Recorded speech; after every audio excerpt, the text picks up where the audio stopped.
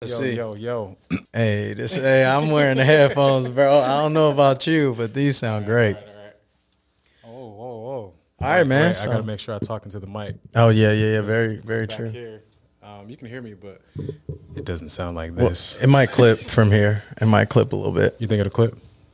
I can't I don't see. It doesn't look like it's. I kind of feel like Joe Rogan. I ain't gonna lie. Hey, With the headphones on. Jamie, can you check? We ain't got no fucking Jamie. We got Siri. Nigga, that's it. All right, yeah, man. bro, So we did use Siri to set all this shit up, though. we definitely did. We definitely did. We needed it. So we got that camera there. We got that camera. Perfect. So our focal point, I guess, are the people that are here. Yeah. So- mean, the focal point is us. This nigga's going to sit back again away from the mic so we can't hear him. Oh yeah, my bad. There you go. Hit that Barry White. Dope. So, what's up, man? Thanks for hanging out with your boy. Yeah, always. I'm glad we finally got to do this shit, bro. I mean, we've been talking about it for a minute. So, it's time that I stuck to, my fucking schedule and made it happen, bro. So it's great that you found this spot. It's great that you figured out how to hook up the cameras, and it's great I just had to show up. So that's the best fucking part, bro. Make it easy for me. I ain't got to do too much work. Hey, I do what I can. So yo, daily deposits. What does daily deposits mean to you? And how did all this even get started, man? So daily deposits, bro. I believe this was your idea. Now what it means to me, I'll start with that. It's just trying to grow a little bit every day. Like not necessarily trying to make a super leap, but making these little steps. Like you're not trying to hit the lotto. You're just putting coins in the piggy bank day by day until it builds and it changes, right? Like it's not it's not nothing where it's just like, oh, let me just make sure this shit happens right now. But it's what you're working on every single day to get better. How do you feel about daily deposits, or what's your view when you think about it? Man, I couldn't have said it any better, to be honest. I've been at this for 5-6 years of just consistently just trying to get better daily. And it wasn't until maybe about last year, 2 years, where I was like, how did I get here? And there wasn't a clear answer of like, because normally I kind of think of things like, oh, I did this, so this happened. So how this whole thing started, where I went vegan, right? Yeah, and then I remember that. I lost a bunch of weight, and so everything I've leading up to this, I thought that it was just like a big, you do something and then something big will happen, and then all of a sudden all that shit just stopped, and I was like, wait, hold on, I don't feel like I'm getting any better, or I don't something happened to where I just kind of paused. Yeah. And so I just started looking back, started journaling more, started writing more, and through looking at all of my notes and looking at the journey, I just started to see that it was a bunch of things that led up to That got you there. Yeah. And so Crazy shit, bro. Not to cut you off. The vegan thing. When you first threw that at me, bro, I can vividly remember where we were at. We were on Pico and we were going down the street, and you said, hey, go right here to this taco truck, and you got a fucking burrito with no meat, bro. I thought you was the illest nigga alive, bro. I was like, what the fuck? This nigga just bought, you had me stop at the taco truck, bro, for a burrito with no meat. It was Leo's. Yeah, bro. I'd never forget that. I knew, but that's when I knew you were serious, because we would talk about shit, and it was like, yo, I'm going to do this, or I'm going to do that. And, at that time, it was like, all right, life was fun. We were younger. Yeah. So it was like, you had to make a decision, and you cut all that shit off. And, that's what that daily deposits thing is. It builds up slowly and slowly, even with your weight loss journey, bro. I mean, I watched that, from bird's eye view right there. Yeah, bro, step by step. I mean, you beat me in a 50-yard race too during COVID at the college that we snuck into, and the guy kicked us out. I didn't even get my rematch, bro. That's how you do it, huh? Oh, bro, I love your meaning. I didn't mean to cut you off or take from that. No, that's perfect. To anybody watching this, I might talk a little bit more than David does. It happens. It's all good. Nah, that's why we're here. That's why we're here. I don't know what the fuck to do with my hands, bro. I'm gonna be honest. I keep crossing them. Let me get comfortable, bro. Let me kick Yeah, back. bring it back. Jeez, bro. Yeah, bring the mic back. Let us feel good. There we go. Hold up. So yeah, man, back to daily deposits, bro. I think you kind of pioneered a lot, bro. And I definitely want to give you your flowers while we're doing this, because I'd say you started a path that many took after you. And in the beginning, it was kind of like, not really where is this going, but when does it stop? I remember when you first stopped drinking, and then it was kind of like, yo, all right, David, when you gonna start drinking again? Like, like, hey, buddy, okay, you got, X amount of months. When you gonna get going again? And then when it was like, I don't plan on doing it, that's when it was like, oh, okay, shit, this is adding up. So big ups to you on that, bro, and keeping the daily deposits alive. Yeah, thanks, man. Thanks. I learned more about myself through this journey of quitting things. I just didn't see a reason to go back to drinking, because everything that I could think of, not to say that it was negative, but it just wasn't fulfilling me in a way that, like, what you were looking for. Yeah. And so emptiness. Yeah. I mean, we've had plenty of nights discussing this. Oh shit! Yeah, bro. Yeah, you're right. Only to end up talking about the same thing like next week. Yeah. The following week. So I got tired of the loop. I got tired of the same results of like saying I want to get better, but still doing negative at the same time. Like it doesn't work like that. I mean, if you're like, if we're talking about daily deposits, if you're depositing, but you're also spending, like, I mean, you're going to end up you're gonna end up. Yep, exactly. So, I just try to deposit more than I take away. I'm not saying I'm this perfect fucking angel, but I will say that I try to add in more positive than the negatives that I do have. And every day is a new day of just trying to get better. It doesn't always happen like that. I'm not always feeling the greatest. Today, I'm feeling fucking great, to be honest. Yeah, no, that's good, because I'm on the other side of the fence today. But I'm fucking here, bro. So I want to know a little bit more about your story of how you're choosing to take back control of your life. I've seen some of the changes that you've been making, and so I want to hear more about like your journey of trying to do better. Man, dude. Why? Why? Same reason, bro. You get stuck in the loop, right? You keep getting the same results. You get kicked out of enough places, or make an ass of yourself enough times where you're like, yo, I gotta go. Honestly, bro, it was like just one day everything kind of hit me, and then there was let me back this up a little bit. One day everything kind of hit me, and then there was one day where like every time I just like fucked up or got kicked out of somewhere, like just kind of played in my head over and over, bro. And I remember, going back, the time we were at Medusa Lounge, and bro, it's these situations that made me stop, honestly, because I didn't give a fuck how like I look to other people. But when I'm wearing your face, if I go somewhere with you and I'm wearing your face and I get drunk and I get kicked out and I fall asleep on the curb and someone takes my car keys and you got to drive me home. Now that makes no fucking sense, bro. It's like, at what point does that stop? I had enough of those situations. Plus just being a father, bro, was a big part too. Like, I think I always wanted to kind of kick the shit, because I would always tell people like, I want to stop. I want to give it up. But for some reason I'll fall back into that same thing. It'd be like, oh, I feel great. I'm not hungover no more, and get going again. But bro, it's like, honestly, just watching your journey, couple other people that decided to, just kind of cut it, specifically Antoine too. Once I saw that shit, bro, I was like, once y'all two went, bro, I'm on the other side. I got nothing to lose. Like, I already was tempted because of what you were doing. And not only just like the discipline's great, right? The discipline's great, but seeing the results of the discipline, body structure changes, just being able to do different physical activities, that it's like, oh shit, like if I try that, I cannot do that. I'm about to tear some shit.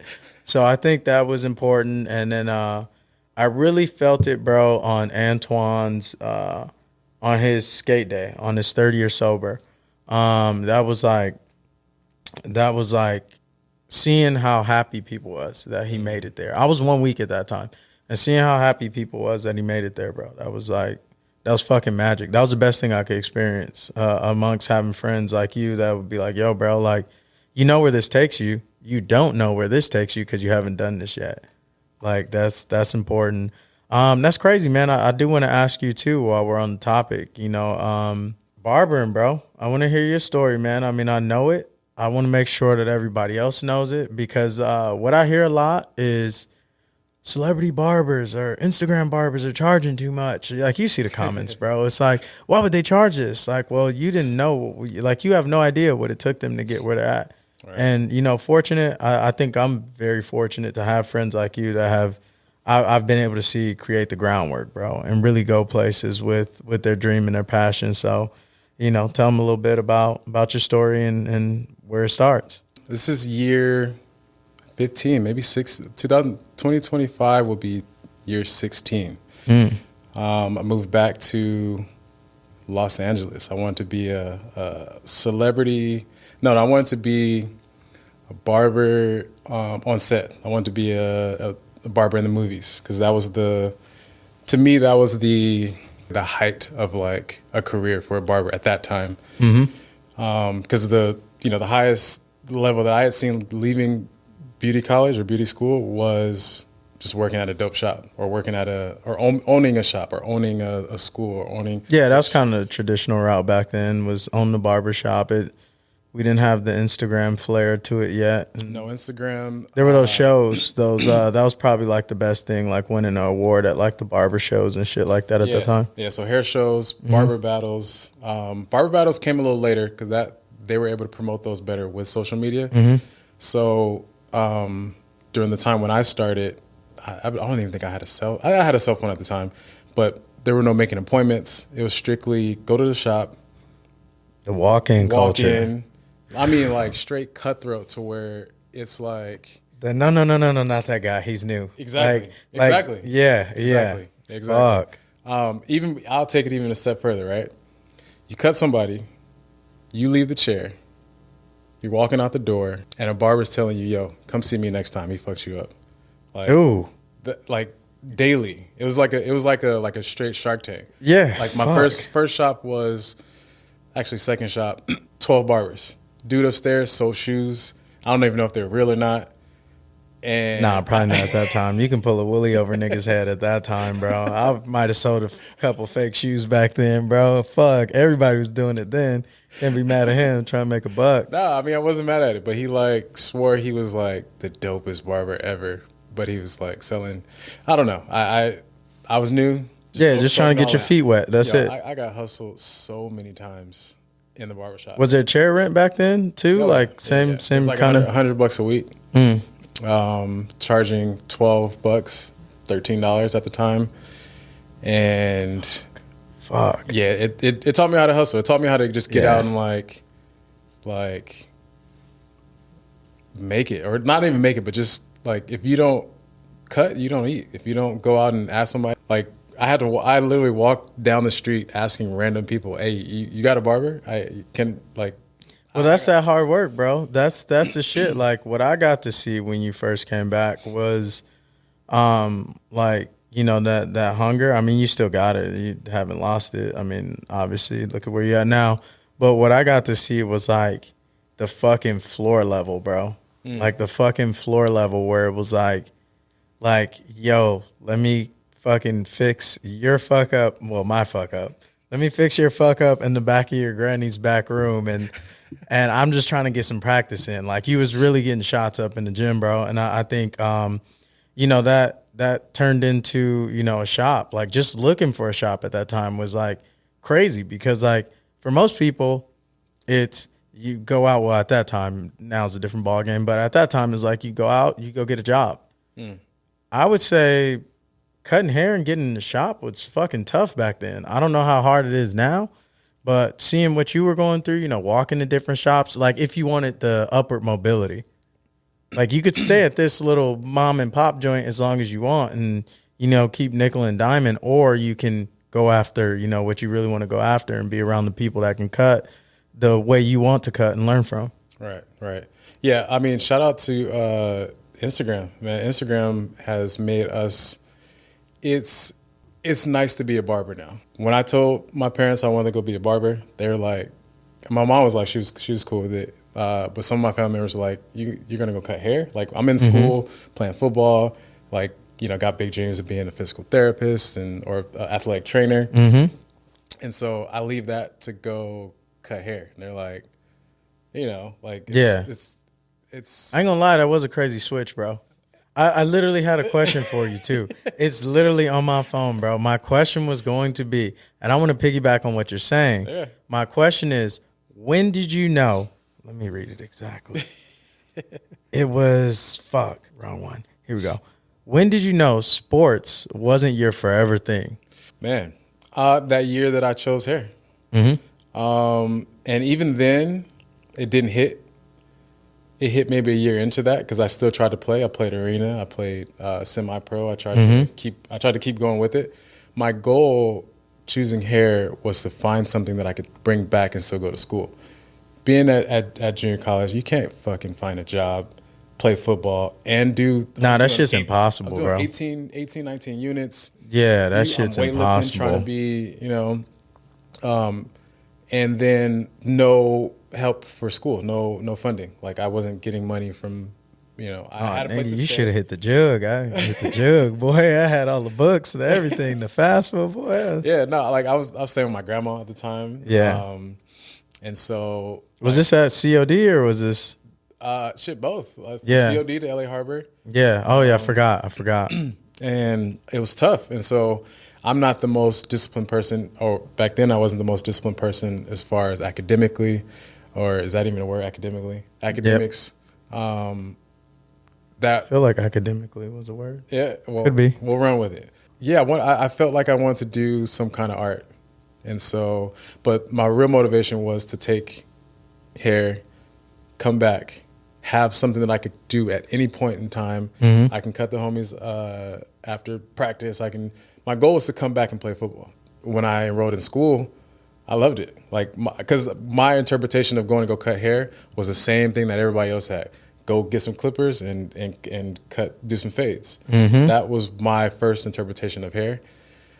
But then when I got in beauty school, shout out to my aunt, she took care of me for 2 years of Was that up in Colorado? Colorado. I remember that. I remember that. So I took off to Colorado, Cutting Up Beauty Academy, and I didn't even get a pair of clippers until 2 months in. They're like, "Yo, here, take these books and take these scissors," and I'm like, "Scissors? What or shears, as we call them? Take these shears and go play with this doll." And I'm like, That's some voodoo type shit, bro. You sure you went to New Orleans, bro? The fucking bayou? That's some straight, what the fuck, bro? Take these scissors and this doll and fucking go cut her up. take these scissors, take this doll, go learn how to do a 90 degree angle cut, go learn how to do a bob. And I'm like, all right, and through that, it just opened up my eyes to a new possibility of oh, this is something else. And, I think I did 10 months of school, learned more of the stylist side of things of we were doing dreads, we did twists, we did long hair, short hair. I wasn't just a barber, I became a barber stylist. And so I had more appreciation for the art of hair. I was like, well, I got to run with this. I want to go be in Hollywood. So that was my dream of coming back to California.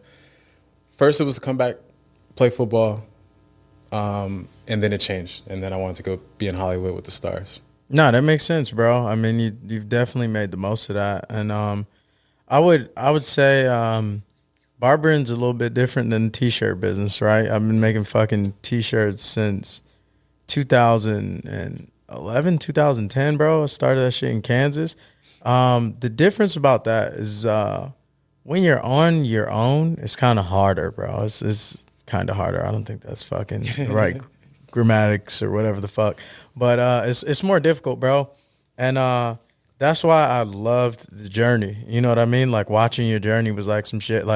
With T-shirts, it's all right, bro, if you don't have a big fucking house to fulfill 5,000 orders in a day, then you can kiss it goodbye because somebody will take 50 cents a shirt. When you're trying to, do $7 a shirt, that shit ain't gonna match up. But that's why I always admired, bro, the journey with the barbering, plus the health. I got another question, bro. Yeah. I got another fucking question. Let's go. And another thing, motherfucker. My grandma used to say that right before she cussed your ass out some more. I want to ask this, bro. Since we're on the topic of kind of learning life and kind of going off on your own against other people's, I guess, their perception.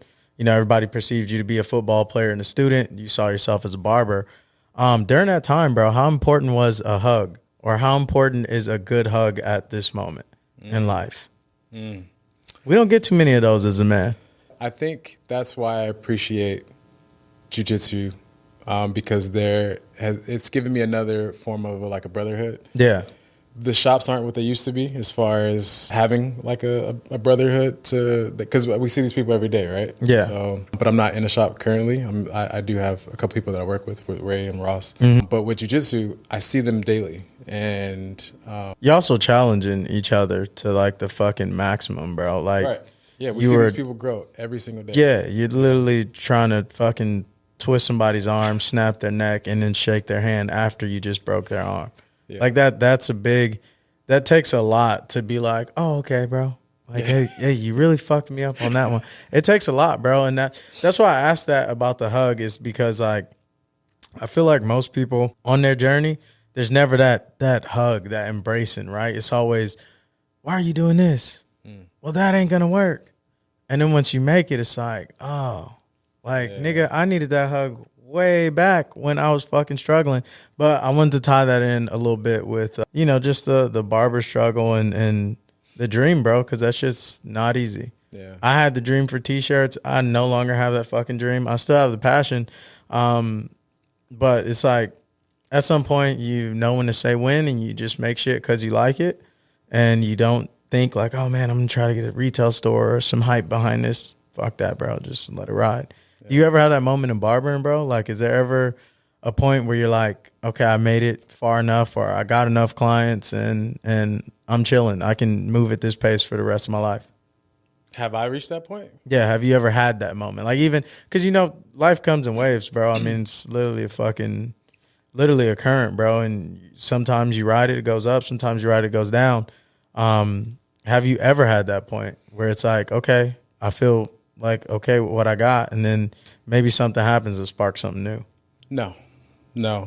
There's too much uncertainty with hair, and COVID kind of exposed that as well, of like how people just start letting their hair grow, right? I mean, yes, I'll always be needed, but yeah, you're right. I did my own twist. COVID was a fucked up time, bro. Yeah. So I think the most, because are you kind of talking about being complacent or being like just being a little bit of both, bro? Like, okay. All right, I'll give you an example. For me, there's certain places where I get, and I'm like, I'm kind of on autopilot. Like I'm kind of on cruise control, bro. Like I can chill here. For example, with my day-to-day job in the finance industry, right? It's like I'm on autopilot, bro. Like I'm like cool. I'm cool. I can stay at this and I can just do this, and I'm making a decent wage where I'm okay. But it's also like I want more, but I'm also cool here until something takes off, until they give me the next thing, And I just wonder, I guess you hit the nail on the head. You probably already answered my question with the uncertainty. Yeah. That's the difference. There's no safety net in what you're doing. We don't get benefits. We don't get 401k. We don't, like, all that stuff I have to do on my own. So there is no room for me to be like, yeah, I'm chilling. I have clients that, pay a premium. I have, I've seen a lot of money, and I've seen a lot of money go. I've seen the most amount of money I've seen in a month, and then I've also seen like almost nothing. Yeah. Right. And so because I see that, I have no room to like settle. I have no room to like be okay. like where I am, I guess. And so I'm always pushing to the next. Yeah, I see it, bro. I see it with my own eyes. I see it, and it's a weird time that we're in. Like, people see it and they just like kind of double tap that shit and they keep moving. Nobody actually voices that they see it no more. Like, that shit is. I'm not talking about the niggas that are like, yo, I see the vision, fam. Like, not those guys, but the ones that actually like appreciate what you're doing, bro.